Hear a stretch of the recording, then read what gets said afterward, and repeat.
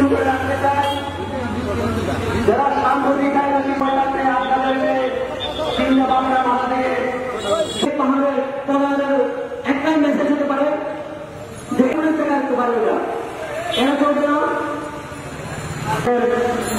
সন্তানের মতো দেখবে। যে আদিবাসী শব্দ তোমার এক প্রযুক্তি বহল বিভিন্ন করে দাঁড়িয়েছি, সেই শান্তিপূর্ণ ব্যক্তিকে আমরা বান্দরবানে চাই না।